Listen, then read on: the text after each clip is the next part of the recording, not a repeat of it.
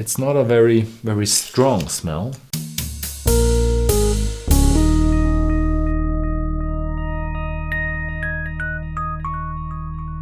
Hello and welcome to Whisky.com, where fine spirits meet. And today we're gonna try the second one of the James Oliver brand, and it's the James Oliver Rye Whiskey. Yeah. What we first find is on the bottle, it says produced and bottled by Indio Spirits, Portland, OR. So Portland, Oregon, United States. What we can also find is Indigo Spirits Distillery, produced and bottled in Oregon. And here, 100% American rye whiskey from MGP, Indiana. Barreled, aged and bottled in Indio Spirits Distillery, Portland, Oregon. So, I have to say, produced and bottled Indio Spirits. Produced, for me, if you distill in Indiana by MGP, you get your spirit from MGP Indiana. That's not really produced in Portland then. So bit of a background note there. So you got an MGP spirit in there. Didn't know that. I don't know. Here it doesn't say that it's from MGP. Okay, but yeah. It's from a different distillery. So, but nonetheless, the first one was pretty good. So, it's a bit higher in strength. It has 50% alcohol by volume, 100 proof, and unfortunately, they don't say which barrels they matured in. But they have a really nice story here on the side. The story is kind of similar with the other one, but it has a different ending. The story goes that at 14 years old, young James Oliver was hunting pheasants one day and happened upon a contraption in the middle of a large cornfield. Okay, when you hunt pheasants, do you have bow and arrow, or if you're 15 years old, do you have a shotgun? If it's the US and if it's, 19th century, then he probably has a shotgun.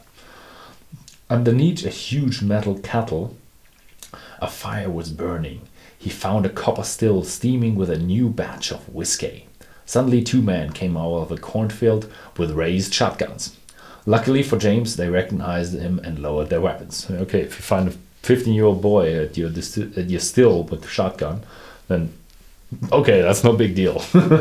The 2 men would soon give him 5-gallon barrels of rye and a delivery schedule ranging from New Albany, Mississippi to Memphis, Tennessee. So he kind of was the bootlegger then. Interesting. A 14-year-old boy, just give him a bit of whiskey and sending around in the country. By that note, from, 1984 in the United States, they passed a law that you're only allowed to have alcohol when you're above 21. Here in Germany, we do have the law that you're allowed to have whiskey when you're distilled spirits, when you're above 18, and you're allowed to have non-distilled spirits like beer, wine, when you're above 16, not below 16. So back in the days, they just closed their eyes and said, okay, that's okay. Along the way, James Oliver learned the art of making whiskey, so he was a traditional bootlegger. With the start of World War II, James gave up his moonshine venture and moved west to Oregon, where he spent the last years of his life working the shipyards and fishing the waters of the Great Northwest. Yeah, when we had World War II, we had a bit of a trouble with the, with the supply. World War II was demanding for all the parties, so you had a supply problem. You can't make whiskey when you have to feed your people, and I think also there was a bit of a prohibition thing going on in America, but I think just before World War II started, they just ended the prohibition. So yeah, and maybe that's when the whole moonshine business went down the tubes, because you could sell whiskey legally again. Okay, anyway, enough said.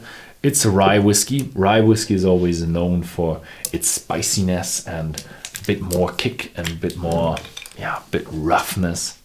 I'm excited. I like the rye whiskey.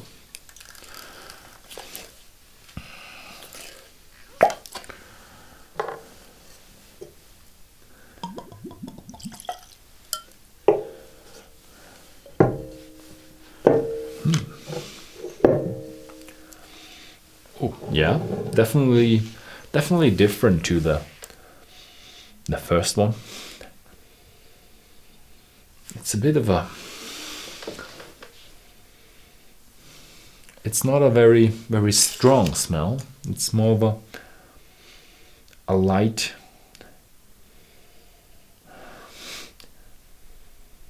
what is that? Bit of a something fresher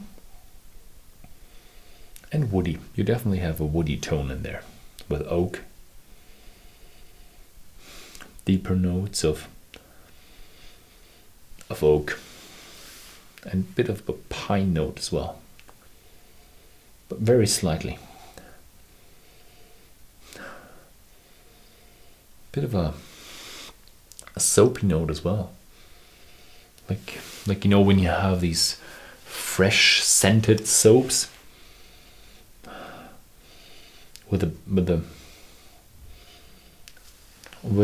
bit more distinction on the scented.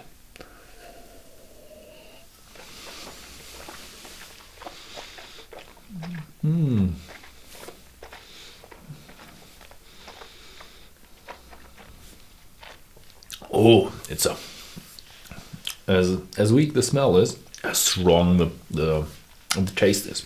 You have a strong spiciness, oakiness. It's demanding. You have a bit of a alcoholic note as well, 50%, 100 proof, and it's got that corny, not corny, that bread feel, yeah, that grainy feel as well.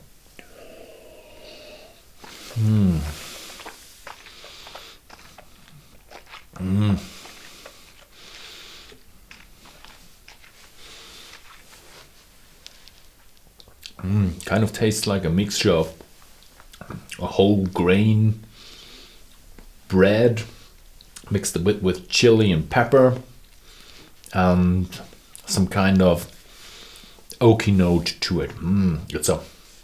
It's developing really nicely. It's got an intense flavor. Maybe I'll smell something now. Now the smell is very light. The smell is very light, but the taste really got some kick to it. And it's an intense rye. Unfortunately, they don't say much on the bottle. We don't know how old it is. We don't know the content. We don't know the barrels, but it's got a good taste. Yeah. Thank you very much for watching.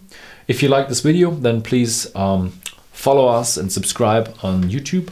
And if you found this video interesting, then please share it with some other friends that find American whiskey interesting. Thanks for watching.